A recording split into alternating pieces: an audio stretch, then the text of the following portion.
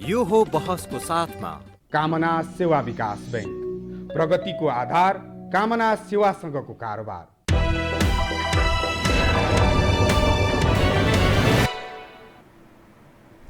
नमस्कार दर्शकवृन्द, यो हो बहसमा म यहाँहरूलाई हार्दिक स्वागत गर्दछु। जीवराम भण्डारी।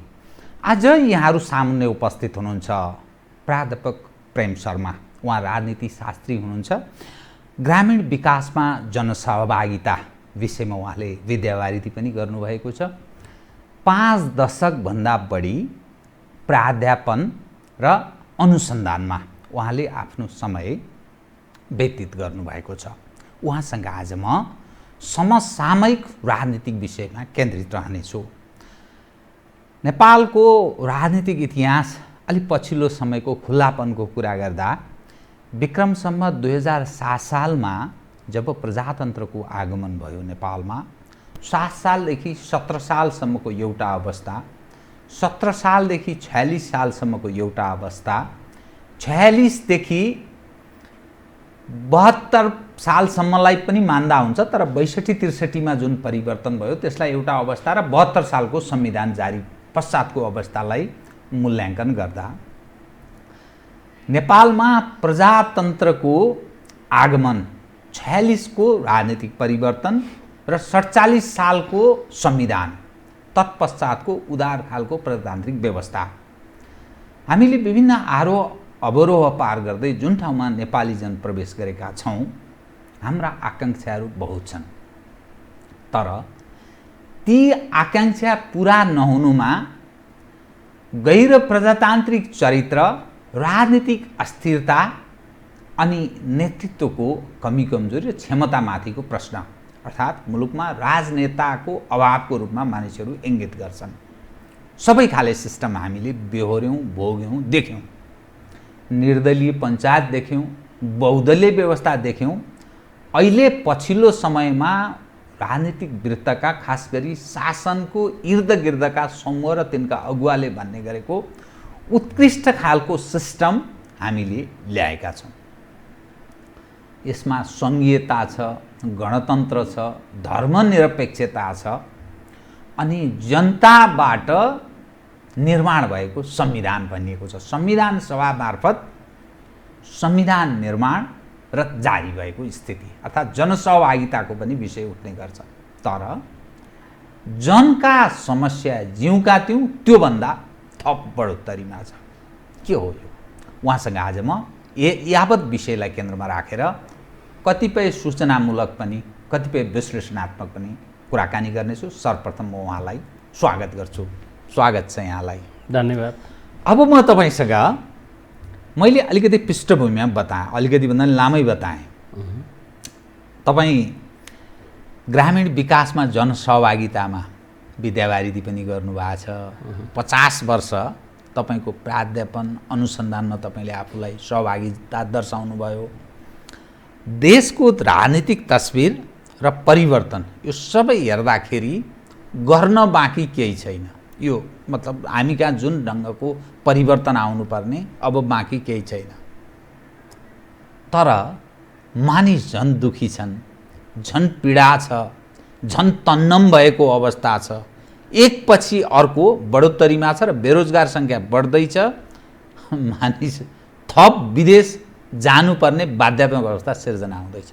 मूल समस्या के हो? यो शासन व्यवस्था हो, राजनीतिक नेतृत्वको समस्या हो या अरू कुनै त्यस्तो फ्याक्टर छ जसका कारण हामी यो स्थितिमा रह्यौँ? कृपया। पहिला कुरा त तपाईँले लामो पृष्ठभूमिमा केही कुराहरू उल्लेख गरिसक्नुभयो। जहाँसम्म लाग्छ कुनै कारण विशेष केही पनि होइन।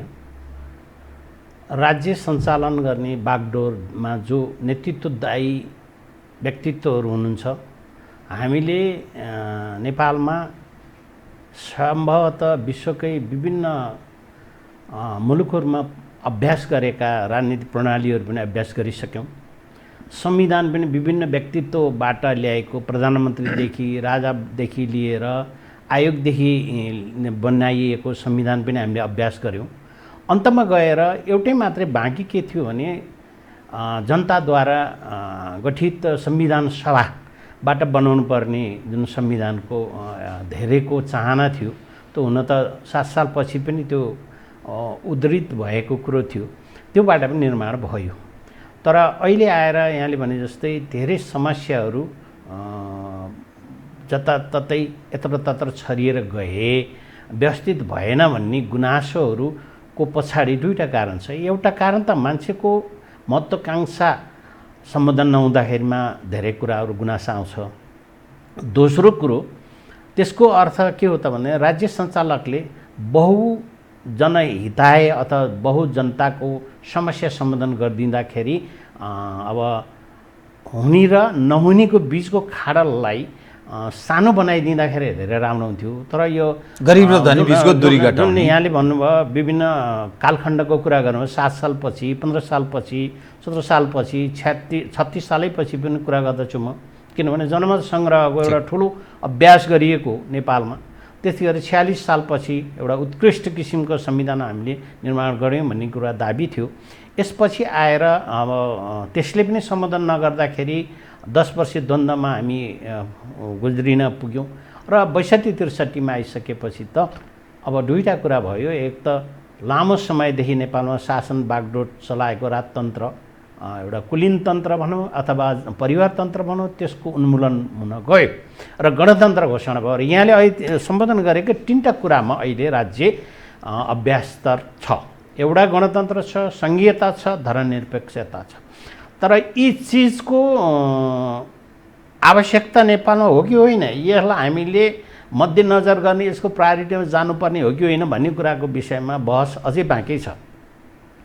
तर के भएको कुरो के छ भने ह्याप्स र ह्याप्स नट भन्ने अङ्ग्रेजी शब्द हुन्छ, हुने र हुने नहुनेको बिचमा खाडल चाहिँ अहिले 46 सालपछि धेरै बढेर आयो। नहुनेहरू गरिब हुँदै गए, निमुखाहरू हुँदै गए। अर्को अचम्म लाग्दो कुरो छ, अहिले नेपाल चाहिँ शून्यतामा छ, भ्याकुम छ। अङ्ग्रेजी भाषामा भन्यो भने यो शून्यता छ। शून्यतामा अर्थात् हाम्रो अहिलेको शासन शून्यतामा चलिरहेको छ, जिरो ग्राउन्डबाट चलिरहेको अवस्था छ। त्यसै कारणले अहिले हाम्रा सारा यहाँ कोहीको उपस्थिति, शून्य भनेको कसैको उपस्थिति छैन, सरकार भन्ने मात्रै छ। त्यो सरकार पनि कस्तो छ भन्दाखेरि अब बहुमतको सरकार होइन कि 2/3 सरकार हिजो थियो, अहिले पछि अलिकति 2/3 नजिकमा त यसलाई फाल्ने किसिमको 2/3 समीपमै छ, समीपमा छ। यसलाई फाल्ने किसिमको कुनै मेकानिजम सम्भव छैन नेपालमा है। त्यसो यो 2/3 यसले जे पनि गर्न सक्छ, ऐन बनाउन सक्छ, संविधान संशोधन चाहिँ गर्न सक्दैन। किनभने 2/3 पुग्नुपर्छ, अनुमोदन गर्ने संविधानका प्रावधानबाट संशोधन गर्न संशोधन गर्न सक्दैन। तर अन्य कुरो त सबै छ। त्यस्तो छ, तर पनि शून्यतामा छ। शून्यता त्यस अर्थमा भन्दछु जहाँ कि प्रतिपक्ष छैन, जहाँ कि सरकारले केही गरेको अवस्था देखिँदैन, नल भन्छु, NULL नल भनेको कतै पनि असर नपर्ने किसिमको अहिलेको सरकार छ। र अब यहाँ कस्तो किसिमको छ भने युवा शक्ति छैन, सडकमा भातृ सङ्गठनहरूको उपस्थिति छैन। सबै हिजो राजनीतिक दलका भातृ सङ्गठनहरूले ल्याएको परिवर्तन हो नि त।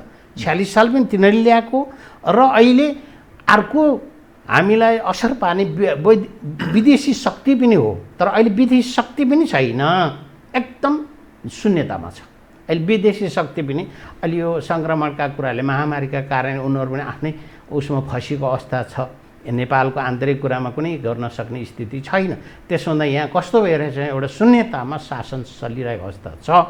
त्यसो हुँदा जनताको समस्याहरू समाधान गर्नुपर्ने आवश्यकता छैन। मजाले 0 आवरमा चलिरहेको शासन छ र युवा जाति बाहिर छन्। यसमा अलिकति स्पष्ट गरिदिनु, यो आश गर्ने केही आधार कि यो निराशाको चरम रूप? मैले किन यो विषय उठाएँ? आशा गर्ने त अहिलेको स्थितिबाट केही पनि छैन, निराशा पनि होइन। फेरि किन होइन भन्दा यो शून्यतापछि के आउँछ? आदि मैले किन निराशाको कुरा गरेँ भने सडकमा हिजोको परिवर्तनमा भ्रातृ सङ्घ संस्थाहरूको महत्त्वपूर्ण भूमिका, बाह्य तागतको पनि भूमिका, नागरिक समाजका नाममा पनि विभिन्न खाले छैनन्। अहिले प्रमुख प्रतिपक्ष भूमिका सुन्ने, जिरो। ती भ्रातृ सङ्घ संस्थाहरू जो सङ्गठित छन् ती राजनीतिक दलका थिए कार्यकर्ता उनकै सहयोगी भएको हुनाले उनीहरू मौन, विदेशी तागत पनि छैन, आफ्नै समस्याग्रस्त भएको हुनाले यतातिर ध्यान दिएनन् यहाँको भनाइअनुसार। अनि सिभिल सोसाइटी भनेर जसलाई हामी नागर समाजका प्रबुद्ध वर्गहरू नागरिकहरू ती काहीँ न काहीँ यही इर्दगिर्दका राजनीतिक दलका अनुयायी रहेछन् भन्ने पुष्टि हुन्छ, दबाब त्यो पनि छैन। जनता सबभन्दा मर्कामा छ।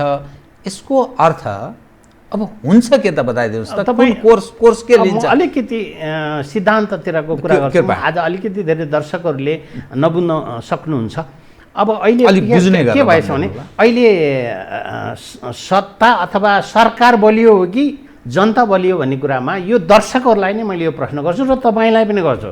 तपाईँ सञ्चारदाताको व्यक्तिलाई मैले त्यो पनि अगाडि तेर्साउँछु, किनभने जब सरकार जनता चाहिँ जनार्दन हुन्, सबभन्दा अजर अमर शक्तिशाली जन हो, त्यसले निर्माण गरेको ती चाहिँ एउटा सामान्य एउटा संरचना मात्र, कुनै पनि बेला भत्काउन समाप्त पार्न जनताले सक्छ भन्ने मान्यता मानिन्छ। निकम्मा त नभनौँ, कहिलेकाहीँ कस्तो भइदिन्छ भने राजनीति शास्त्रको विद्यार्थीको नाताले म के भन्दछु भने कहिलेकाहीँ नागरिक स्ट्रङ हुन्छ, बलियो हुन्छ, सरकार कमजोर हुन्छ। तर अहिले त कस्तो भएको छ, नागरिक कमजोर भएको कि सरकार कमजोर भएको भन्ने कुरै छुट्याउने कुरामा शून्यता छ। त्यसै कारण म त्यतातिर सङ्केत गर्छु। त्यस कारण नागरिकहरूले अथवा दर्शकहरूले नै यसलाई निर्णय गर्नु होला। मलाई जहाँसम्म अहिले मैले यो प्रश्न अगाडि राखेँ, यसको सल्युसन कुनै बेला मैले भनौँला, तर अहिले मैले उहाँहरूलाई यो राख्दछु। के भइरहेको अवस्था छ त भन्दाखेरि हामी अहिलेको सरकार अब कता काहीँ कि कस्तो किसिमको अवस्था छ भने अहिले मैले जुन पृष्ठभूमि ल्याइसकेँ, हिजो पर्वत आरोही पासाङ लामो शेर्पा अनि एकातिर भन्ने भने अहिलेको नेपाल कम्युनिस्ट पार्टीको सरकार र मौरीको भालेको अवस्था एउटै छ। रानु तिनवटा रानु होइन भाले, अलि बुझ्नु भएन। रानुको अवस्था, पासाङ लामो शेर्पा आरोही र अहिलेको सरकारको अवस्था उस्तै हो। अब यसको लाक्षणिक अर्थ के लाग्छ मैले अहिले सूत्रबद्ध तरिकाले भने, त्यसै कारण अहिले अवस्था त्यो गुज्रिरहेको छ। अब अर्कोतर्फ हामी कहाँ छौँ त भन्दाखेरि जनतालाई के दिनुपर्ने हो। अब यो कता काहीँ के अहिले असभ्य भाषा आयो मेरो मुखमा, यो सुमारेको गोरुले फर्टिलाइज गर्दैन अथवा बाली गर्दैन भने गाउँतिर एउटा चलन छ। त्यही जस्तो अहिलेका नेतृत्व तहमा भएका व्यक्तित्वहरू 46 सालपछि वान आफ्टर एनदर, म डिस्क्रिमिनेटली भन्छु, विभेद नराखिकन भन्छु, सबै दलका राजनीति अभ्यासहरू यहाँ गरियो। सबै पार्टीका मिलिजुली सरकारमा प्रतिपक्षमा भएको दुईटैले मिलिजुली सरकार गरे, तर टेस्टिफाइड भयो नि त। खोइ कसले निकासा दियो त? परीक्षणमा उत्रे परीक्षणबाट जल्दाबल्दा सवालहरूलाई कुन चाहिँले सम्बोधन गर्यो? चमत्कार त केही थिएन। कुनै बेलामा मैले कुनै टेलिभिजनमा पनि बोलेको थिएँ, अब यो देशमा एउटा हिटलरको उदय हुँदैछ भन्ने कुरा पनि भनेको थिएँ। सम्भवतः अहिले यो भ्याकुममा अहिलेको सरकारको नेतृत्व लिने केपी ओलीले एउटा झट्टारो एउटा किसिमको आजसम्मको काम गर्नुभएको छ। उहाँलाई पनि मैले एउटा किसिमको हिटलरको त नभनौँ, तर हिटलरै जस्तो किसिमको काम गर्नुभयो नि त।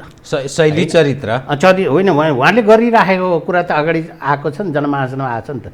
जस्तै यत्रो वर्षौँदेखि छोडिएको भूभागलाई समेटेर नक्सा पास गरेर संयुक्त राष्ट्र सङ्घमा समेत पठाएर विदेश नियोगहरूमा पठाएर हाम्रो टेरिटोरी यो हो भन्ने किसिमले साहस अगाडि ल्याएको अवस्था त हो नि। तर त्यो कागती गोलमेडा र कागती आलु खान सम्भव छैनका कुराहरू त भोलि बहसको कुरा होला। तर एउटा अद्भुत किसिमको कार्यक्रम त अगाडि ल्याएको अवस्था त छ त। तर यसको निकास कसरी अगाडि जाने भन्ने कुरामा अब हाम्रो वैदेशिक सम्बन्ध अहिले मैले साङ्केतिक रूपबाट भनिसकेँ, वैदेशिक सम्बन्ध पनि जिरो अवस्था छ, जनताका सवालहरू पनि जिरो अवस्था छ। तर अहिले तिनवटा ग्लोबल पेन्डेमिक भन्छु, यो सङ्क्रमितको अवस्था, भाइरस, तिनवटा भाइरसले संसारलाई शासन गरेको अवस्था छ। तिनवटा भाइरस, एउटा अहिलेको यो कोभिड-19 को सङ्क्रमित छौँ, अर्कोतर्फ हामी ग्लोबलाइजेसनमा छौँ होइन, भूमण्डलीयमा हामी जानेर नजानेर सबै संसार लमेटिरहेको छ। अर्को हाम्रो सूचना प्रविधि, इन्फर्मेसन रेभोल्युसन छ। यो तिनवटाको भित्र हामी कसरी एडप्ट भएर हिँड्ने हो भन्ने कुरामा नजरअन्जार गरेर हाम्रो सरकार बसेको अवस्था छ र सरकार सञ्चालकभित्र मलाई लाग्छ त्यस्ता सशक्त किसिमको भिजन भएको व्यक्तिहरूको उपस्थिति मैले देख्दिनँ। त्यसो हुँदा म त यो माफी गर्नुहोस् भिजनलेस नेतृत्व छ भनेर भन्नु छु। स्पष्ट दिशाबोध गन्तव्य कहाँ जाने भन्ने यस्तो अवस्थामा हुने के त अब के हुन सक्छ भन्ने सम्भव छ। संकेत तपाईँ फेरि सङ्केत गर्छु सिद्धान्तको। आतातुर्क भने कुनै बेला टर्कीको आर्मीको जनरल थियो र अमेरिकाको एउटा साहित्यकार तथा राजनीति शास्त्र विश्लेषक हुनुहुन्थ्यो एसपी हन्टिङटन। उहाँले के भन्नुहुन्छ भने जब साइन्सको फर्मुलाबाट भने एयर प्रेसर लो हुन्छ, इमिनेन्स अफ साइक्लोन आउँछ अथवा हावाको चाप कम भयो भने त्यहाँ हुरी बतास आउने सम्भावना हुन्छ। त्यस्तै गरी यदि सिभिल सोसाइटी नागरिकले निर्वाचित गरेको गठन गरेको संस्थाबाट नागरिकलाई सेवा प्रभावकारी तरिकाले भएन भने, नागरिकको समस्या समाधान भएन भने त्यहाँ एक्स्ट्रा सिभिलियन फोर्स अथवा केही न केही आउने सम्भावना चान्स हुन्छ भन्ने कुरा। त्यो कुरो मैले समाचार पत्र भन्ने कुनै पत्रिकामा 2059 सालमा लेखेका थिएँ। त्यो भएकै हो। 19 गते जुन राजालाई उ गरेर अधिकार दियो त्यसपछि एक किसिमको रिभाइभ भएको अवस्था थियो। किनभने यत्रो अनुमोदित सरकारले, जननिर्वाचित सरकारले दिन नसक्ने भएपछि त एक न एक त विकल्प त आउँछ त। त्यसै त बसिराख्दैन, भ्याकुम त हुँदैन। खाडल पुरा गर्ने कुरो त आउँछ। त्यस्तै अवस्था अहिले नेपालमा गुज्रिरहेको अवस्था छ। त्यसै कारणले जनताको समस्या समाधानतर्फ छैन। अहिले समस्या पहिलो पारिवारिक तन्त्र छ अहिले नेपालमा। सम्पूर्ण पारिवारिक तन्त्र नाता गोताभित्र आफ्नो सुविधा आफूले कसरी तिनीहरूलाई प्रिभिलेज गरौँ भन्ने तर्फ मात्रै छन्। कस्तो छन्, कुलीन तन्त्र पनि छन्। जस्तै अमेरिकाको रिपब्लिकन पार्टीका जस्तो कुलीन तन्त्र भएर धनड्डे भएर चाहिँ एउटा सिस्टमको चरित्र देखा पर्छ कतिपय देशहरूमा, तर यो चाहिँ त्यो चरित्र पनि देखिँदैन के टाइपको के टाइप। अब यो अनौठो चिजमा हामी गुज्रिरहेका छौँ। त्यसै कारणले हामी यो गुज्रिनुको पछाडि के छ त भन्दा राजनीतिक दलहरूमा सिद्धान्तविहीनता छ पहिलो कुरो। किनभने हरेक राजनीतिक दललाई उसको पृष्ठभूमिमा के काम गर्छ भने भिजन अनि दर्शन अनि त्यसपछि सिद्धान्त अनि कार्यक्रमले गर्छ। अथवा के हुन्छ भने भिजन हुन्छ अनि फिलोसफी हुन्छ, प्रिन्सिपल हुन्छ अनि कार्यक्रम हुन्छ। तर अहिलेको सरकारमा अथवा अहिले राज्य सञ्चालकहरूको ठाउँमा रहेका राजनीतिक दलहरूमा त्यो कुराको अभाव छ, जसको परिणाम यो हाम्रो डुङ्गा अथवा यो जहाज ठुलो समुद्रमा त्यसै हल्लिरहेको अवस्थामा अर्थात् तरल राजनीतिक अवस्थाबाट नेपाल गुज्रिरहेको छ भन्ने अर्थ लाग्छ हैन। तर नेपालको इतिहास हेर्दा हरेक परिवर्तन भनिरहेको छु। 7 साल 17 को पनि कतिपय मानिसले जोड्छन् भलै त्यसको म आफू त्यति जन्मि नसके हुनाले त्यसकारण त्यसको धेरै ज्ञान मैले उही सुनेका इतिहास कतिपय बङ्ग्याएर पनि लेखिन्छ, आफ्नो अनुकूल लेखिन्छ। त्यो कसलाई विश्वास गर्ने त्यो अलग छलफलको विषय। 46 62 63 नेपालको अहिले जुन हामी सिस्टममा रन गरिरहेका छौँ, अन्तर्राष्ट्रिय तागतहरूको भरपुर सहयोग, भूमिका, उनीहरूको ऐक्यबद्धता, फिजिकल उपस्थिति, इभन युएनको समेत त्यहाँ भूमिका, छिमेकी देशहरूको भूमिका, पश्चिमा देशहरूको भूमिका, साराका सारा तागत। तर पछिल्लो स्थिति हेर्दा जसको त्यो महत्त्वपूर्ण निर्णायक नेतृत्वदायी प्रकृतिको भूमिका थियो तीसँग गोलमाल भएको स्थिति। दक्षिणसँग भारतसँग सम्बन्ध अलिक तनावपूर्ण स्थिति छ। हामीले नक्सा जारी गरेका छौँ, नक्सा भोगचलन उसैकोमा छ। अनि फेरि त्यही देशको शासकसँग मरिहत्ते कसरी कुरा गर्न पाइन्छ भनेर मुस्किलले 7-8 महिनामा बल्ल बल्ल एकपटक कल गर्न पाएकोमा गौरव गरेको स्थिति पनि हाम्रा सामुने अहिले छ। उत्तर हिजो शान्त कूटनीतिमा विश्वास गर्ने, फिजिकल उपस्थिति आफूलाई देखाउन थालेको छ। पश्चिमाहरू विभिन्न सांस्कृतिक हिसाबले उनीहरू उपस्थिति दर्शाइरहेका छन्। अझ शक्तिशाली अमेरिका मिलेनियम च्यालेन्ज कर्पोरेसनको नाममा जो 50 करोड उसले नेपाललाई अनुदान दिएको थियो अघिल्लो सरकारको पालामा, त्यो लिने कि नलिने भन्ने सवाल उपर सत्तारूढ दल विभाजनको स्थितिमा त्यो अन्यलमा छ। उनीहरू पनि शङ्काको दायराबाट राखेर हेरिरहेका छन्। उत्तर पनि सशङ्कित छ, दक्षिण सशङ्कित स्वाभाविक ढङ्गले छ। यो सबै हेर्दाखेरि अनि के यो तस्बिरलाई चाहिँ कसरी हेर्नुहुन्छ तपाईँ? अनि तपाईँले भनिराखिरहनुपर्ने अवस्था मैले देख्दिनँ। यो त स्पष्ट छ त। 7 सालमा परिवर्तन आउँदाखेरिमा प्रश्न किन लुकाउनुहुन्छ मोही माग्ने ढुङ्ग्रो? भारतकै हस्तक्षेपले अथवा भारतको इन्टरभेन्सनले परिवर्तन आएको कुरै हो। अब तपाईँले भन्नु अर्को 17 सालको काण्डमा अलिकति के थियो भने भारतको भूमिका आंशिक रूपबाट भन्दछु मैले, किनभने इन्डो चाइना वार, बोर्डर वार भएका कारणले नेपालमा 17 सालको परिवर्तनमा अलिकति तत्कालीन शासकले यहाँको शासकलाई सहयोग गरेकै हो। त्यो अवस्था उत्तरतिरको होला, त्यो आफ्नो ठाउँमा रह्यो। अहिले आएर तपाईँले जे भनिरहनु भएछ, अब 46 सालको आन्दोलन पनि भारतले दिएको नाकाबन्दीका कारणले भएको। किन तपाईँ ढुङ्ग्रो लुगाउनुहुन्छ? प्रश्न कुरा गर्नुहोस् न। र पहिला 36 सालको जनमत-सङ्ग्रहको प्रेसरको टाइममा चाहिँ अलिकति भिन्न किसिमको थियो। पाकिस्तानको राष्ट्रपतिलाई फाँसी दिएको पछि यहाँ विद्यार्थीहरूले सडक आन्दोलन भएपछि के राजनीतिक दलहरूले अलिकति चरम सीमा पुगिरहेका थिए। पञ्चायत अथवा निर्दलीय पञ्चायत व्यवस्थाको विरुद्धमा जनमत-सङ्ग्रह अलिकति बिल्ड हुँदै थियो, बन्दै थियो। त्यो अवस्थामा 36 सालको जनमत-सङ्ग्रह हुन गयो। तर 42 सालमा फेरि सत्याग्रहको आएपछि त्यसलाई कुनै काम लागेन, त्यो त्यतिकै तुयो। तर 46 सालमा आउँदाखेरिमा के भयो त भन्दा त्यही जनमत-सङ्ग्रहको परिणामले देखाएको सङ्केतको कारणले भारतले एकातिर ब्लकेड गरिदियो। अनि आन्तरिक रूपबाट पञ्चायतभित्रका पञ्चायतभित्रका शासकहरूको बिचमा नै डिभिजन भयो। अनि त्यसपछि भारतको भूमिका निर्णायक भयो। त्यो त हामीले सायद 1990 को एउटा अनुसन्धान गरेका छौँ। 50 days pro democracy movement in Nepal भन्ने गरेका छौँ, 50 दिने आन्दोलन भने। त्यतिखेर भारतको 32% नै सहयोग छ भन्ने कुरा आएको छ। त्यसमा भनौँ न 20% त त्यतिखेर राजतन्त्र अथवा राजतन्त्रकै भूमिका छ। त्यसपछि गएर मिडिया, तपाईँहरू जस्तो मिडियाको भूमिकाले बीबीसीदेखि लिएर नेपालको कान्तिपुर मिडिया लगायत धेरै मिडियाको भूमिकाले परिवर्तन आएको 46 साल। त्यसभन्दा बाहिरको शक्तिको खेलमा धेरैको निर्णय हुन्छ। र अहिले पछि 62-63 को आन्दोलनमा आउँदाखेरि माओवादीको निर्णयको बुन्दमा जाँदाखेरिमा 12 बुँदे सम्झौता दिल्लीबाट गरिएको होइन। किन यसरी कुरा गर्नु? तपाईँहरू मिडियाको मान्छेहरू पनि यसरी डराउने हो, काँतर तरिकाले कुरा गर्ने हो हामी जसोसित? त्यसो हुँदा इतिहास साँच्चै छ त।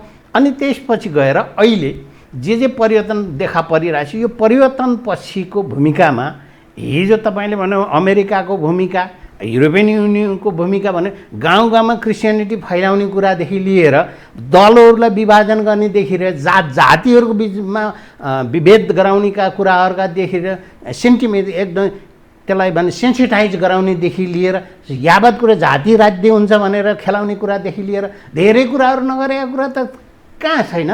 तपाईँ गाउँ गाउँ हेर्नुहोस्। म त 77 जिल्ला घुमेका मान्छे छु। म त गाउँ गाउँका कुराहरू मैले हेर्दछु। चर्च कहाँ कहाँ छन् भन्ने कुरा मलाई सोध्नुहोस्, त्यहाँ म भन्दैछु। कहाँ कहाँ कुन कार्यक्रमले एनजिओले के काम गरिरहेछ भने म तपाईँलाई कुनै बेला भनिदिन्छु। हाम्रो देशमा त्यसको अनुगमन भएको छैन। अनि तपाईँले भन्नुभयो अहिले त धर्मनिरपेक्षता किन गरिएको छ? सम्वाद त्यसमा धेरै कुरा छ। अहिलेका दललाई हेक्का छैन। कुनै दललाई पनि हेक्का छ जस्तो लाग्दैन, किनभने उहाँका दलमा काम गर्ने नेतृत्व तहका व्यक्तिहरूको श्रीमतीहरूको एनजिओहरू छन्, गैर सरकारी संस्थाहरूमा उहाँहरू त्यहाँ परिचालित हुनुभएको छ र उहाँहरूलाई पैसा भएको छ। अरू कुरा जेसै होस्, मुलुकमा एनजिओको बिग्बिगी छ। अब तपाईँले ब्लडै बेच्नुहोस्, आमा बेच्नुहोस्, छोरी बेच्नुहोस्, जेसै बेच्नु, डजन्ट म्याटर्स। त्यसै कारण हामी त यो राज्यको स्रोत साधन अस्मिता बेचेर आफ्नो ढुकुटीतर्फ अथवा आफ्नो भविष्यको सोचतर्फ उन्मुख छौँ। त्यसै कारणले यो परिवर्तनपछि विश्वको इतिहास हेर्नुहोस् त, धेरै मान्छे पनिस हुन्छन्, जेलमा पर्छन्, फाँसी दिएको। नेपालमा के भएको छ र? केही पनि भएको छैन। सबै सुरक्षित छन्। त्यही सुरक्षित केमा भएनन् भने अहिले पेन्डेमिकमा चाहिँ सुरक्षित भएनन्। त्यो त नेचुरल पनिसमेन्ट जस्तो तरिकाले आएको छ। त्यसै कारण हामी त्यो कुरोतिर उन्मुख नहुन। तर अहिलेको गतिविधिलाई हेर्दाखेरि हिजो निर्दलीय पञ्चायती व्यवस्थामा श्री 5 महाराधिराजबाट संविधानभन्दा माथि श्री 5 महाराधिराज हुन्थ्यो। त्यसपछि कार्यपालिका, न्यायपालिका र व्यवस्थापिकाको सम्पूर्ण अधिकार श्री 5 मा निश्चित हुन्थ्यो भने जस्तै अहिलेको नेपाल कम्युनिस्ट पार्टीको सरकारमा 2टा सोभरेन्टी दलका नेताहरूमा छ। त्यो हो। अब तपाईँलाई किन 2टा, कुनै बेला मैले भनेको थिएँ एउटै पार्टीमा 2टा टाउको हुन्छ र भनेको थिएँ। त्यस्तै 2टा टाउको 2टा गिदी हुन्छ, 2टा गिदी भयो 2टा सोच हुन्छ। त्यसो हुँदा पार्टीको झगडा के हो? नेपाल कम्युनिस्ट पार्टीको झगडा के हो? 2टा गिदीको परिणाम हो।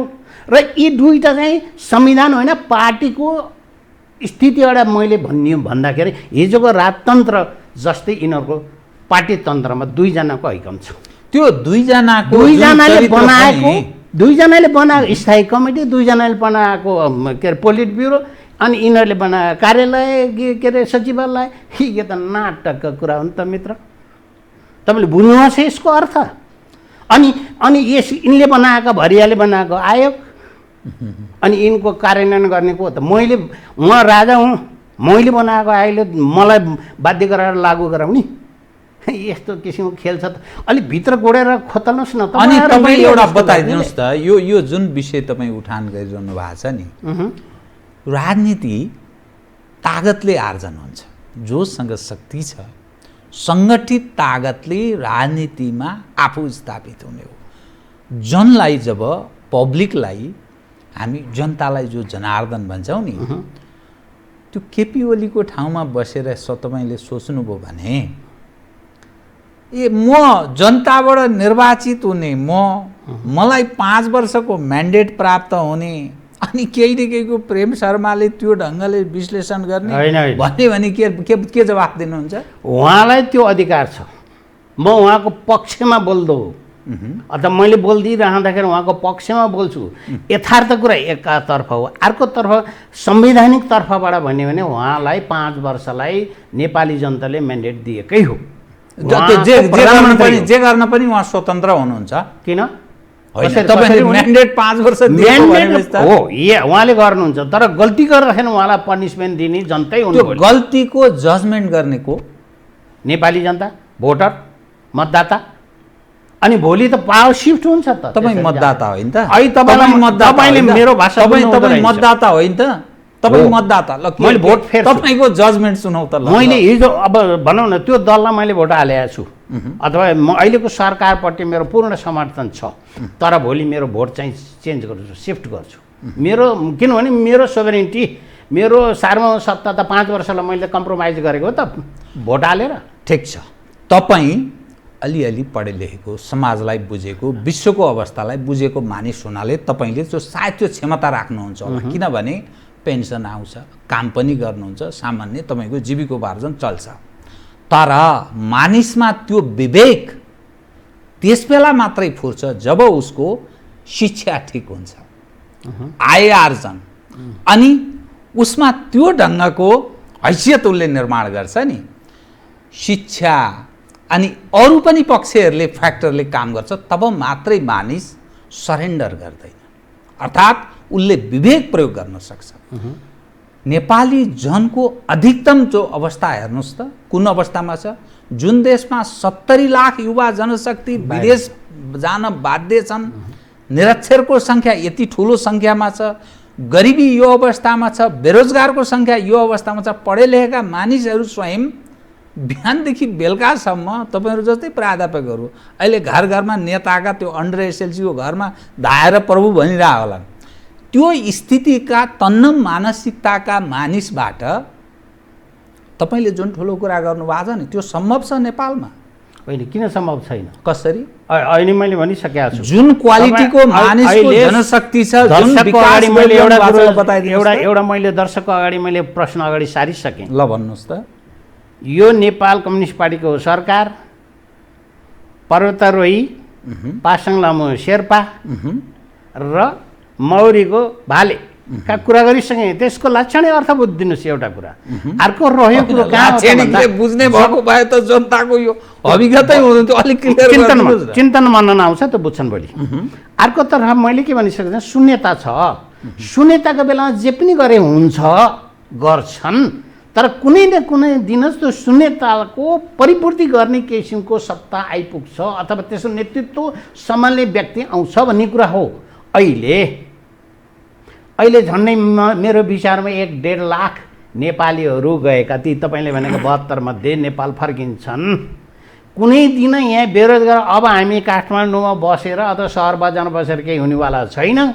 हिजो माओवादी द्वन्द्वका कारण सहरतिर उन्मुख थियो, रोजगार र अन्य अवसरका दृष्टिकोणले हामी सहर उन्मुख थियौँ। तर अहिले त कोभिडका कारणले हामी त गाउँतर्फ उन्मुख पो हुनुपर्ने यस्तो स्थिति देखा परिसकेको छ। अब यहाँ पर्यटनको क्षेत्रदेखि लिएर हरेक चिजमा हाम्रो जुन इम्प्लोइमेन्ट थियो, रोजगार थियो, त्यो चाहिँ विमुख हुने स्थिति छ। अझै 1.5 वर्ष पर्यटनको त त्यो विमुख भइसकेको अवस्था। यस्तै रोजगारमूलक चिजहरूमा पनि यस्तै तरिकाले गइयो भने अहिले कोभिड-19 को महामारीलाई हामीले आत्मसात त नभनौँ, एडप्टेड अनुकूलित तरिकाले हामी अगाडि बढ्ने किसिमको रणनीति र योजना भएन भने हामी त अझै गुज्रिने अवस्थामा छौँ। गुज्रिँदा गइसकेपछि यी कहाँ बस्ने हुन् र? यसले राज्य सत्ता लिएर मात्रै साध्य छैन। अब चाहिँ 3 वर्ष होइन, अब 2 वर्षको समय अवधिको झन्डै बाँकी छ। स्थानीयको 2 वर्ष, केन्द्रको 2.5 वर्ष, 2.5 वर्ष छ भने अब यस्तो अवस्था छ त हामी त्यो अवस्थामा हामी परिवर्तन गुज्रिँदै अवस्थामा छौँ। र यहाँले भने जस्तै अब ती फर्किसकेका युवाहरूलाई रोजगार दिने आवश्यकता अथवा त्यस्ता अवसरका कार्यक्रमहरू आउनु पर्यो, त्यतातर्फ हुनु पर्यो। तर सरकार कहाँ छ? एउटा त्यो रोजगारीको अवसर सिर्जना गर्नेतर्फ ध्यान छैन र सम्भावना छैन। त्यसो हुँदा सरकारलाई अप्ठ्यारो छ। जोसुकै सरकार भए पनि अवस्था त्यो थियो कि। तर अचम्म लाग्दो कुरा अहिले मैले सङ्केत गरिसकेको छु, यहाँ न प्रतिपक्ष छ न युवा शक्ति छ। यसको नेतृत्वको विकल्प दिने युवा शक्ति पनि देखिरहेको अवस्था त्यो किन भएन? प्रमुख प्रतिपक्ष त छ, किन प्रमुख प्रतिपक्षको भूमिका भएन? र साना झिना मसिना दल अनि सत्तारूढ दल जुन छ नि, सत्तारूढ दलभित्रै प्रतिपक्षको जस्तो भूमिका पनि त्यही भित्रबाट खेल्या जस्तो पनि देखिन्छ। सत्ता त उसको बागडोरमा छँदैछ। प्रमुख प्रतिपक्ष, साना दल र त्यो हिजोका दिनमा सडकमा भूमिका निर्वाह गर्ने तागतहरू कहाँ गए? किन खेलेन? उनले किन भूमिका खेलेन? के भयो समस्या? राजनीतिक दलभित्र नै सिद्धान्त र आदर्श र त्यसका नीति कार्यक्रमभित्र गोलबद्ध नभएको, नचलेको, सङ्गठित नभएको यो चाहिँ एनेबलस भनिन्छ। त्यसै तरिकाले घुलमुलमा जम्मा भएको जमात जस्तो तरिकाको राजनीतिक दलका नेता अथवा दलहरूको उपस्थितिका कारणले यो चिज भइरहेको छ नि त। खोइ नेतृत्व विकास गर्ने तरिका खोइ एउटै पार्टीमा 3टा त्रय नेता हुन्छ, एउटै दलमा 2टा अध्यक्ष हुन्छ। कुन देशमा हुन्छ यस्ता कुराहरू? कुन सिद्धान्तमा लेखेको छ त्यो कुराहरू? मार्क्सवादमा लेखेको थियो कि लेनिनवाद के अरे माओसेतुवादमा लेखेको थियो कि अथवा जर्ज वासिङटनको उसमा लेखेको थियो कि कहाँ लेखेको थियो? अर्थात् सम्झौतामा राज्यको सम्पूर्ण बर्मलोट छ भन्ने अर्थ लाग्छ। पक्कै। अब किन दबाब किन सिर्जना किन गर्न सकेन सिभिल सोसाइटीले? सिभिल सोसाइटी त हिजो भातृ सङ्गठनकै रूपबाट थिए त ती दलहरूका, अहिले त शिथिल भइसके। अहिले केही पनि छैन, उनीहरू पनि संलग्न छन् सेयरिङ गर्ने कुरामा, कमाउने कुरामा सेयरिङ छन्। यहाँ तपाईँले बुझ्नुभएको छैन। एक न एक तर्फबाट विदेशीले त्यस्तामा आफ्नो देशमा नबिकेकाहरू प्रविधिक रूपबाट क्षमता नभएकाहरूलाई हामीलाई एड्सको साथमा अथवा सहयोगको साथसाथै यहाँ पठाउँछन्। म त्यसमा नै काम गरेको छु त लामो समय। विदेशीहरू आफ्नो देशमा नसकेका, केही गर्न नसकेर यहाँ पठाउने, यहाँ प्र्याक्टिस गर्ने अनि अफ्रिकामा एक्सपर्ट भएर जाने। त्यो त छ त नेपालमा। नेपालको झोलुङ्गे पुलको नमुनाको रूपबाट अफ्रिकामा पपुलर छ नेपालीहरू। नेपालको सामुदायिक वनको विषयमा अथवा सिँचाइको विषयमा सामुदायिक जनसहभागिता भनेका मैले अहिले सहभागितामूलक विकासमा मैले पिएचडी गरेँ भने त्यस्तो मोडेलले त नेपालमा चाहिँ एउटा अर्ग्यानिक मोडेलमा चाहिँ त्यो उदाहरणीय संसारका लागि छ।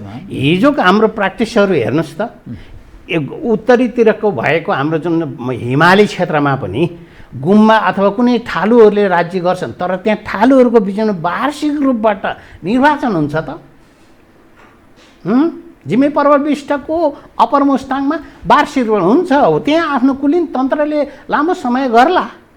तर त्यस्तो अभ्यासको प्र्याक्टिस पनि त हाम्रो देशमा छ त, त्यसरी हामीले गरिरहेको छैनौँ। तर हामी त हेर्नुहोस्, दिमागमा कम्युनिजम, दिमागमा वेस्टमिनिस्टर मोडेलको संसदीय व्यवस्था, व्यवहारमा Westminster model hang to the communist, अनि कन्फ्युजन टु द डेमोक्रेट्स अथवा सोकल काङ्ग्रेसहरूलाई त्यो ह्याङ भएको अवस्था छ।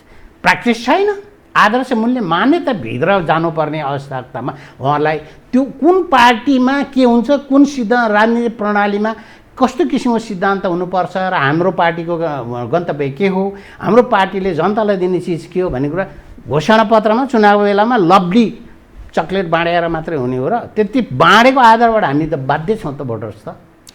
अनि यहाँ चाहिँ नि एउटा यो विषय तपाईँ किनभने राजनीति शास्त्रको एउटा प्रोफेसर भएको हुनाले जनतालाई जनार्दन भनिन्छ, जनताको त्यहाँ विवेक काहीँ न काहीँ त्यो प्रयोग हुन नसक्ने स्थिति पनि विभिन्न कारणले सरेन्डर गर्छ नि त। गरिबी छ, अशिक्षा छ, अभाव छ, पछौटेपनको शिकार भएको मानिसले त्यो विवेक प्रयोग गर्न सक्दैन।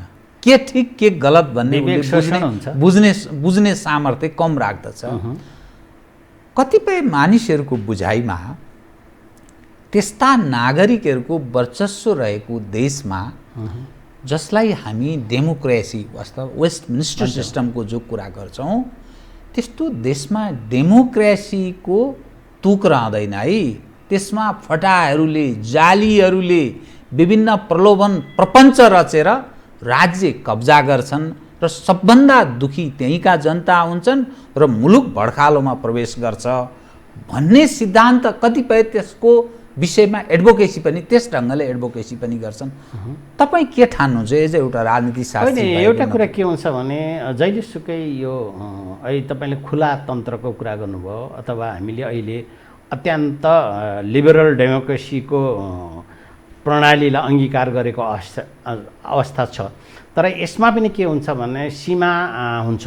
जस्तै हाम्रो अहिले चाहिँ देशव्यापी रूपबाट देख्दछु मैले, विकासतर्फको कुराहरूलाई हेरेर औँले हेरेर तपाईँहरूको त त्यसमा त नजरै पुग्दैन। तपाईँहरू मिडिया भन्यो नेताले के बोल्छ, नेताको बोलाइको इम्प्लिकेसन के हुन्छ त्यसैमा तपाईँहरू बहस हेर्नुहुन्छ। विकास निर्माण भनेर कसरी चलिरहेछ, विकास निर्माण जनताको सहभागिता के छ, विकास डेभलपमेन्ट ओरिएन्टेड विकास निर्माण खर्च कसरी भइरहेको अवस्था छ भन्ने कुरा तपाईँहरूको टिका टिप्पणी कमै भेट्छु। तर एउटा चिज के हो त भन्दाखेरि हामीले यसतर्फ हेर्दाखेरि हामी के देख्छौँ भने हामी नेपाली जनताहरूको सरकार त यो हो, तर नेपाली जनताले शासन गरेको कुरामा भएका कमी कमजोरीका बावजुद निस्केका यो अङ्ग्रेजी शब्द आयो मलाई डिस्क्रिपेन्सी एनिम्यालिज हुन्छ, विकृति र विसङ्गति, भेदभाव ठ्याप विकृति र विसङ्गति। विसङ्गति भनेको सिस्टम अनुसार नहुनु, विकृति भएर जानु जस्तै यसलाई चाहिँ ललेसनेस त नभनौँ, रुल अफ ल अथवा कानुनी राज्यको अभाव उन्मुख छौँ हामी। अहिले जसले जस्तो तरिकाले जे तरिकाले काम गरिरहेछ जसका कारणले ऱ्याम्पेन्ट भ्रष्टाचारको कुरा छ, विकास बजेटहरू आफ्नो तदर्थमा खर्च भएको छ। अनि 60-70% विकासको खर्च आर्थिक वर्षको अन्तको 2 महिनाभित्र खर्च हुन्छ। अब यसको पछाडि त हामी को जिम्मेवार हौँ त?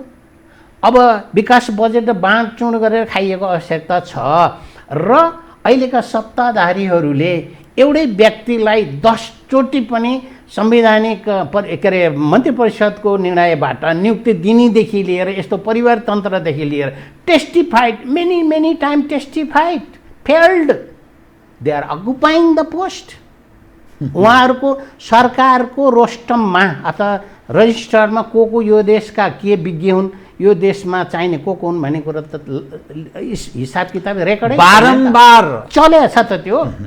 अनि त्यसरी चलिसकेपछि होइन मैले कता भनेको थिएँ गाउँले शब्दमा सुमारीको गोरुले गाई ब्याउँदैन। त बारम्बार असफल भएका, परीक्षणबाट असफल सिद्ध भएका तर उनीहरूले नै अकुपाई गरिरहेका छन् होइन। अब तपाईँ एउटा बताइदिनुहोस् त, जनताको प्रतिनिधि स्थल जनप्रतिनिधि स्थल संसद छ अनि कार्यपालिका व्यवस्थापिका न्यायपालिका सरकारका प्रमुख 3 अङ्गमध्ये कार्यपालिकाले बेइमानी गर्यो त्यो बुझियो व्यवस्थापिका उप उनीहरूको व्यवस्थापिकाले त्यो जनताको भावना अनुकूल किनभने राजनीतिक पक्षले काम गरेन भने प्रमाणित भयो अनि यी चेक एन्ड ब्यालेन्सको जो हामी कुरा गर्छौं नि अनि न्यायालय अनि तपाईले करप्सनको कुरा गर्नुभयो विभिन्न संवैधानिक अङ्ग अनि कानुनी राजको कुरा गर्नुभयो कानुनी राज स्थापित गर्ने सवाल यी पक्ष राज्यका विभिन्न अवयवहरू राज्य सञ्चालनका लागि जुन खाले विभिन्न संयन्त्रहरू छन् यी संयन्त्र चाहिँ के भए त के कारण यो स्थिति रह्यो अंग्रेजी भाषा भने डिफङ काम नलाग्ने भए किनभने कति पैसा आयोगहरू बनाउनु त बनाइयो अहिले त्यहाँ नियुक्ति छैन किनभने तिनले काम पनि गर्दैनन् त्यहाँ लगेर डम्पिङ साइट हो राजनीतिक दलका आफ्ना आस्था गरेका मान्छेलाई लगेर त्यहाँ आयोगको अध्यक्ष बनाउने त्यही हो र हामी के गरिरहेछौँ भने कानुनी राज्यको अभाव मैले त्यसर्थ भनिरहेको छु भन्दा कानुनी राज्य भएन भने के हुनुपर्छ त भने त्यसलाई स्याङ्सन गर्ने अथवा नियन्त्रण गर्ने निगमन गर्ने अनि त्यसलाई कटघरामा उभ्याउने संस्थाहरू पनि कस्ता भइदियो भने राजनीतिक नियुक्तिले आस्थाले बढी हामी आक्रान्त हौँ त्यसो हुँदा संसदीय व्यवस्थाको मूल्य मान्यता अनुरूप हामी चुकेका अवस्थामा हामी गुज्रिरहेका छौँ त्यसै कारणले मैले कहिलेकाहीँ भनिरहेको छु अहिले पनि भनिसकेँ यहाँहरूलाई जानकारी गराइसकेँ कि हामी चाहिँ व्यवस्था एउटा अङ्गीकार गरेका छौँ व्यवहार र स्वभाव अर्कै तरिकाले गरिराखेका छौँ त्यो डिस्क्रिपेन्सी छ किन त्यस्तो विकृति हुन उन्मुख भयो अथवा विसङ्गति किन भयो भन्ने कुरामा ट्र्याकिङ गर्ने संस्था अथवा त्यसलाई हेर्ने चिज हामी संस्थाहरू कामै नलाग्ने अवस्थामा गुज्रिरहेका छन् किनभने मेरो खुर्सी बचाउनलाई तपाईँलाई नियुक्ति गर्छु किनभने जीवराम भण्डारीले मैले चिनेको छु उहाँले मपट्टि अलिकति सफ्ट गर्न राख्छ भन्ने अर्थले न्यायालयमा गुज्रिया होला के अख्तियार अनुसन्धान आयोगले मात्रै सारा यो फोहोरको डङ्गु सफा गर्ने सम्भावना छ त अनि अहिले तपाईँको पृष्ठभूमिको बयानमा मैले एउटा पाएको थिएँ क्षमता भने क्षमता छैन नि त अहिले त मित्र स्थानीय सरकारमा क्षमता छैन अहिलेको सरकारमा क्षमता छैन अनि नेपालको संरचना शासकीय संरचनामा अहिले त संघीयता संरचना हो नि त यो प्रदेशको के औचित्य छ प्रदेश सरकारले के गरिराखेको छ हुन त म संघीयताको विरोधमा स्थानीय सरकार प्रदेश सरकार केन्द्र सरकारको कुरा गर्दा आवश्यकता कहाँ हो किन हस्तक्षेप हुन्छ एउटाको अधिकारमा अर्कोसित किन आफ्नो अधिकारको विषयमा डिमार्केटेड छैनन् स्पष्ट छैनन् यी प्रदेश सरकार नामको मात्रै भयो अधिकारहरू स्रोत पनि रहेन अर्को अधिकार पनि मित्र एकै शब्दमा भन्ने भने अहिलेको संविधानले त्रुटिपूर्ण छ यो संविधानले नेपाली जनताको समस्या र समाधान सम्बोधन गर्ने क्षमता राख्दैन र यो संविधानमा संशोधन नहुने हो भने विकराल तरिकाले अगाडि बढ्छ किनभने अंकुश छैन तपाईँ दुईटा विषय बताइदिनुहोस् त जनताले बनाएको संविधान कसरी त्रुटिपूर्ण छ र विकराल भनेको के विकराल भने जनताले बनाउन त बनाएको संविधान सभामा चुनावमा मतदान गरेको के गिट्टी कुट्न ल्याएर संविधान बनाउने नलेज हुन्छ मलाई भनिदिनुहोस् तपाईँले कसैका नातापाता श्रीमतीलाई ल्याएर त्यहाँ नातापाता भएर समानुपातिक र दुनियाँबाट ल्याएर हुन्छ के त्यो किसिमको नलेज त्यो टेक्निकल नलेज त्यो किसिमको संवैधानिक त्यो किसिमको कानुनी क्षमता राख्दछ त्यो व्यक्तिले अहिले तपाईँले भन्नुभयो संसदमा तपाईँले देख्नु भएको छ तपाईँहरू टेलिभिजनले कभरेज गरिराखेको देख्दा कोही सुतिरहेको हुन्छ 50% नै उपस्थिति हुँदैन संसदीय दलमा खालि आज ताली हुइप जारी छ तालीबाट हामीले भोट हाल्नुपर्छ पक्षमा हाल्नुपर्छ भने हुइप जारी गरेर मात्रै त्यहाँ उपस्थिति हुन्छन् होइन भने अफिस चार्नेदेखि लिएर रातो पासपोर्टबाट विदेश भ्रमण गर्नेदेखि लिएर दुरुपयोग गर्नेदेखि यस्ता चिजहरू विगतमा देखिएको होइन अहिलेसम्म देखिएको छैन कि नीति निर्माण तहमा पोलिसी मेकिङ ठाउँमा गएर एडभोकेसी गरेको जनप्रतिनिधिले खोइ नगरे बापत तिनीहरूले पाउनुपर्ने त्यो संसदमा उपस्थित भएको भत्ता कटाएको खोइ कसको भत्ता काटिएको छ हेर्नुहोस् त अब एउटा चुनौतीपूर्ण प्रश्न तपाईलाई एउटा चुनौतीपूर्ण प्रश्न झन्नै 40,000 को हारारीका जनप्रतिनिधिहरू होइन। अनि झन्नै कम्युनिस्टका 12 लाखका सक्रिय सदस्य, कम्युनिस्टहरू त्यसो भन्छन् नि त। काङ्ग्रेस झन्नै 6 लाख। अब हामी पनि कम्युनिस्ट जत्तिकै दोब्बरै पुर्याउँछौँ भनेर त्यो सक्रिय सदस्यता क्रियाशील काङ्ग्रेसको 12 लाख पुर्याउने उसको। अनि मधेस केन्द्रितको पनि अलिअलि लाख होला, अनि राप्रपावाला होला, अरू खुद्रा मसिन आएका नि होलान्। यसको अर्थ 30-35 लाख जो मानिस छन्, ती मानिसमाथको क्षमतामाथि, योग्यतामाथि, विवेकमाथि प्रश्न उठाउनु हो नि त तपाईँले। त उठाए, कसरी उठाए? किन त्यो के सबै मतिभ्रष्ट तिनको होइन तिनको सबै त्यो भाइरसले खाएको मतिभ्रष्ट होइन। उहाँहरूलाई जुन पदमा निर्वाचित गराइयो अथवा नेपाली जनता निर्वाचन गराए, त्यसपछि सम्बन्धित निकायले के गर्नु पर्थ्यो भने तपाईँको हक अधिकार क्षमता यसमा है, तपाईँले यो काम गर्नुपर्छ, यो काम गर्न हुँदैन, तपाईँले यसरी काम गर्ने भन्ने किसिमको क्षमता वृद्धि किसिमका कार्यक्रमहरू निल भयो यो देशमा। हिजो पञ्चायतकै कामको मैले उल्लेख गर्छु। पञ्चायतको विरोधी मान्छे हुँ। ऊ 36 सालको आन्दोलनमा खुट्टा भाँचिएर ऊ भएको मान्छे पनि हो न्यु रोडमा। भने मैले के देख्थेँ भने 32 सालमा जब नारा लाउन जानुभएको थियो, चाहियो हाम्रो नेताहरूलाई ठेलागाडामा सेक्युरिटी दिँदै हिँडेको बेलामा त्यहाँ असुर ग्यास फाल्नेदेखि दुनियाँ गोली चल्ने भयो। त्यसपछि भागो हुँदा तारमा अल्झेर त्यस्तो अवस्थामा तर 32 सालमा जब गाउँ फर्क राष्ट्रिय अभियानलाई जब संवैधानिक निकायमा ल्यायो, त्यसपछि चाहिँ गाउँमा केन्द्रबाट के खटिए भन्दा हाइस्कुल तहका शिक्षकलाई प्रशिक्षण गरियो। यो है सिस्टम यो भनेर प्रशिक्षण गरियो। अनि जसका कारणले नेपालमा पञ्चायत प्रशिक्षण केन्द्र चाउलाखेलमा बन्यो। त्यसका ठाउँमा क्षेत्रीय तहमा पञ्चायत प्रशिक्षण केन्द्र भएपछि स्थानीय प्रशिक्षण केन्द्र नामाकरण भयो। अहिले के नामाकरण भएको छ मलाई थाहा छैन। त्यो कामै गर्दैन त्यसमा, त्यसलाई विश्वासै छैन। त्यसमा नेपाल सरकारले त्यो प्रशिक्षण गर्ने कार्यक्रम, अनि एनजिओले ट्याक आफ्नो स्वार्थ तरिकाले गरेर हुन्छ, आफ्नो पार्टीको तरिकाले भाषण दिएर प्रशिक्षण गर्ने भने पार्टीका नेता लगाएर भुगाएर कहिले हुन्छ? विज्ञान लगाएर गर्नुपर्छ। कानुन बनाउने प्रक्रिया के हो, कार्यान्वयन गर्ने प्रक्रिया के हो, र योजनाको तय गर्ने अथवा फर्मुलेट गर्ने तरिका के हो, योजना कसरी उठान हुनुपर्छ, योजना जनसहभागिता र जनताको सरकारलाई सम्बोधन गर्ने र डेभलपमेन्टलाई सिकाउनु पर्यो। तपाईको अधिकार यो भने डिमार्केट गरेर गर्नु पर्यो। यो गर्न क्षमता विकास। अनि यस्तो हुने ठाउँमा अहिले के भइरहेको छ? कहीँ प्रशिक्षण देख्नुहुन्छ तपाईँ? अब दुईटा कार्यक्रमको अन्त्यतिर आए, दुईटा विषयको अलि स्पष्ट गरिदिनुहोस् है त। नेपालमा विदेशीहरूको पनि उपस्थिति उप तपाईँले भ्याकमको कुरा गर्नुभयो नि होइन? अहिले कसैले केही भूमिका निर्वाह गरेको छैन। कसरी छैन तपाईँ बताइदिनुहोस् त। चिनियाहरूको यत्रो क्रियाशील भूमिकामाथि प्रश्न गरिरहेछन्, भारतीयहरू यति खेलिरहेछन्। भारतीयहरूको किनभने कालापानी लिपुलै लिम्पियाधुराकै सवाल उप राजनीतिक दलभित्र मारामार छ, कसरी कुन रूपमा प्रस्तुत हुने भन्ने साना ठुला सबै दलभित्र। पश्चिमाहरू त्यो ढङ्गले खेलिरहेका छन्। भ्याकुम भन्नुभयो, उनीहरू भूमिका सुन्ने आफ्नै समस्यामा मात्रै गुज्रिरहेछन्। यतिखेर चीन र भारत बीच फेरि हिजो तनाव भयो, फेरि सीमा क्षेत्रमा हानाहान फेरि भएको छ। अमेरिका र चीन बीच तनावको अवस्था छ। हेर्नुहोस्, हामी खतरनाक किन अवस्थामा छौँ भने दुई ठुला देशको हामी बीचमा चेपोमा परेको स्थिति छ।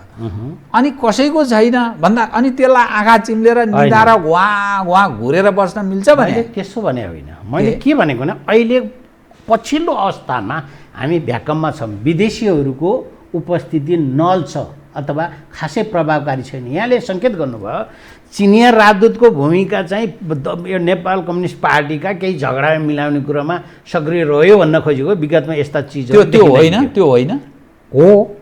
किन सक्रिय छैन? होइन, पहिला हुँदैन थियो। होइन, अहिले मैले भनेको कुरा के हो त भन्दाखेरि त्यो शान्त कूटनीतिमा उनीहरू विश्वास गर्थे, तर फिजिकल उपस्थिति थिएन पहिला। पहिला यस्तो किसिमको उनीहरूको विदेश नीति पनि देखिएको होइन।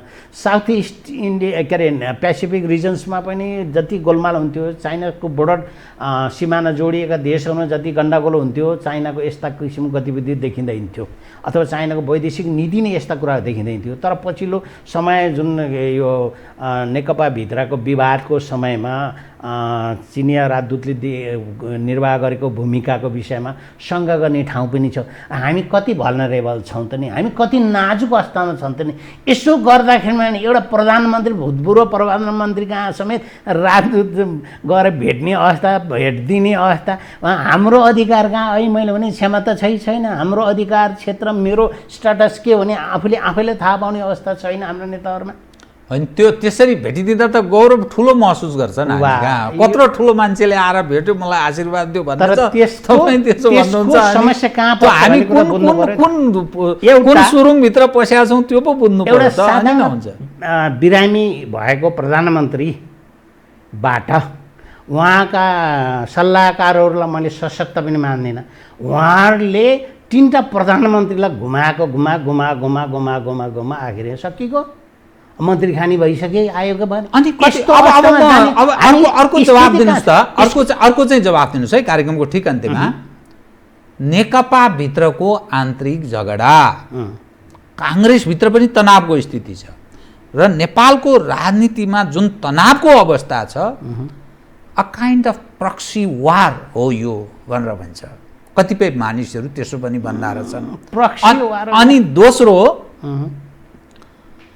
यो प्रबुद्ध बुद्धिजीवी भन्छ नि तपाईँहरू जस्ता, टाई लगाउने, प्रोफेसर भएर हिँड्ने, अनि अलिकति किनभने अलि ठुलो कुरा गर्नुपर्ने, यी मानिसहरू आफ्नो विवेक बुद्धि कहीँ प्रयोग गरेर हिँड्छन् कि यो बिहानदेखि बेलुकासम्म पार्टीको एडभोकेसी गरेर किन हिँड्ने स्थिति बनिएको छ? हामी कहीँ बताइदिनु त्यो दुईटाको हाम्रो बाध्यता के बाध्यता? व्यवस्था के व्यवस्था? किनभने यस्तो अन्यलको अवस्थामा अथवा धमिलो पानीमा माछा मार्न पाइन्छ भन्ने हामी टाई लगाएका, तपाईँकै शब्दमा हामी डाक्टर लेखेका, प्रोफेसर लेखेका मान्छेहरू पनि कृत्रिम तरिकाका, प्रोक्सी तरिकाका हामी पनि त्यस्ता विद्वानहरू छौँ। नभएको होइन, सबैलाई म त्यो भन्दिनँ, तर केही त्यस्ता विद्वानहरूको पहुँच चाहिँ सत्ताको नजिकमा हुन्छ। उहाँहरूले चाहिँ गुमराह राख्दा हिजो दरबार डुब्यो। आज त्यही किसिमको सत्ता, त्यही किसिमको माहौलले अहिलेको नेपाल कम्युनिस्ट पार्टीलाई सायद अहिले मैले तिनवटा तरिकाका मान्छेहरूको विषयमा भने अथवा जीवको विषयमा भने जस्तै तरिकाको स्थिति पुर्याउँदै छन्। अब हामी कहाँ छौँ त भन्दाखेरिमा त्यस्तो पछाडि किन लाग्छौँ त भन्दाखेरि अहिले अवसर हो, यो मान्छेको स्वभावै हो। आफ्नो व्यक्तिगत फाइदाको लागि लाग्ने नलाग्ने को होला र? तपाईँ पनि यहाँ जाहिर खान आउनु भएको छ कि तपाईँ मिडियाको मान्छे? मेरो त पेसा होइन, पेसा होला। मिडियाको प्रोफेसनल त छैनन् होला मिडियामा धेरै। औँला भित्र गन्दा छु मैले नेपालका के अरे सञ्चार माध्यममा काम गर्ने 5 जनाभन्दा भित्रै छन्, बाहिर छैनन् प्रोफेसनलिजम।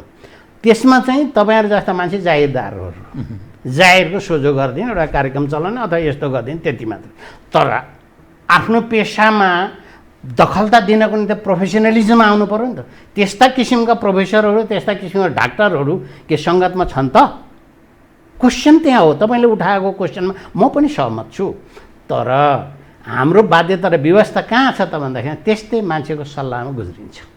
अहिलेको सरकार त्यहीँ गुज्रिने त हिजो 240 वर्ष शासन गरेको सत्ता त राजतन्त्र त गुम्यो। किनभने राजतन्त्रले नखोजेको निकास खोजेको थियो त, जनमत सङ्ग्रह पनि घोषणा गरेको थियो त, सुधारिएको पञ्चायततिर जानुपर्ने भनेर आएको थियो त। पछि अब जुन रक्तपात विहीन तरिकाले नारायण रेड्डीले सरेन्डर गरेर छोडेको होइन र नेपाली जनतालाई हो नि।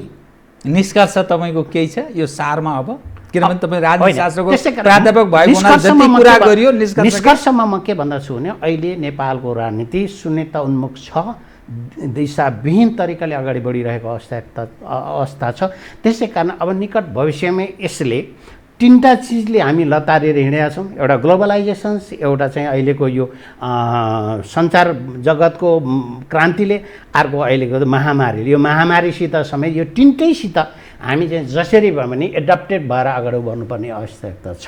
त्यसअनुसार उन्मुख हुने किसिमका नीति कार्यक्रमहरू रणनीतिहरू तय गरियो भने हामी पार पाउँछौँ, होइन भने अझै केही समय हामी यस्तैमा गुज्रिनुपर्ने स्थिति छ। तपाईँलाई मैले लास्टमा एउटा तपाईँले जो व्यावसायिकताको कुरा गर्नुभयो नि, त्यो व्यावसायिकता भने तपाईँले के आधारमा भन्नुभयो बताउनुहोस् त। व्यावसायिकता भन्नाले मैले त्यो भन्दा छु, जस्तै तपाईँले सञ्चार माध्यमको व्यक्ति हुनुहुन्छ, मैले सिकाइराख्नु भएको छु।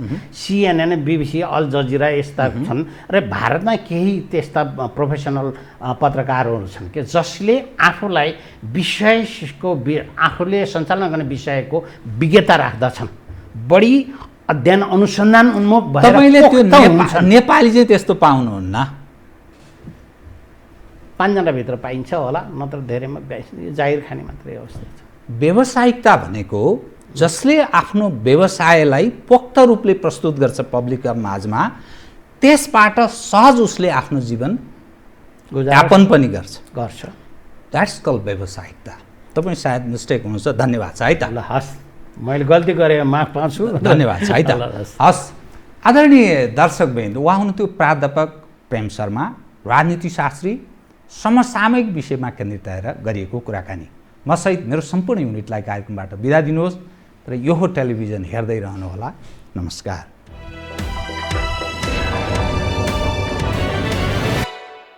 यो हो बहसको साथमा कामना सेवा विकास बैंक, प्रगतिको आधार कामना सेवासँगको कारोबार।